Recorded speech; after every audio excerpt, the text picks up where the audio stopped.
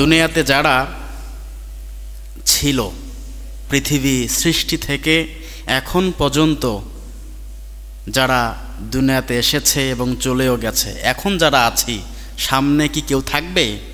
হোক না সে ভালো শাসনকারী, আর হোক না সে অন্যায় জুলুমের শাসনকারী, কেউ থাকবে না। সবাইকে মরে যেতে হবে, ঠিক কি না? সবাইকে একদিন না একদিন দুনিয়ার মায়া ত্যাগ করে চলে যেতে হবে। এখন ডোনাল্ড ট্রাম্প, নেতানিয়াহু যে অত্যাচার মুসলমানদের উপর চালাচ্ছে, এরাও কি থাকবে? থাকবে না।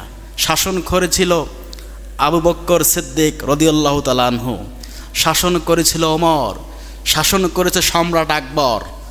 মুসলমান নাম ছিল তার, কিন্তু শাসন ভালো করে নাই।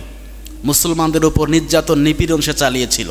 তার ক্ষমতার বাহাদুরি সে দেখিয়েছে দুনিয়ার জমিনে। এখন সে আছে? কেউ নাই, কেউ থাকবে না। আল্লাহ পাক রব্বুল আলামিন ফেরাউনকে মারার জন্য বেশি কিছু তৈরি করে নেই। ফেরাউনকে সামান্যভাবে চুবিয়ে মেরেছে।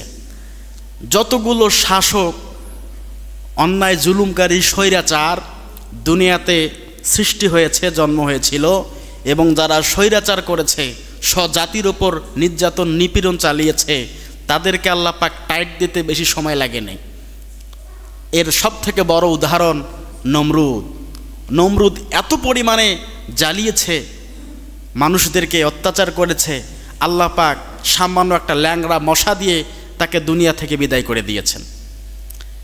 নেতানিয়াহু মুসলমানদের রক্ত খাওয়ার জন্য রক্ত পিপাসু হয়ে আমাদের উপর যে অত্যাচার নির্যাতন চালাচ্ছে, বোমা নিক্ষেপ করছে, আপনি ইতিহাস খুলে দেখেন, একদিন না একদিন ইতিহাস হয়ে থাকবে নেতানিয়াহুকে এমনভাবে মারা হয়েছে, ওর অস্তিত্ব দুনিয়া থাকবে না।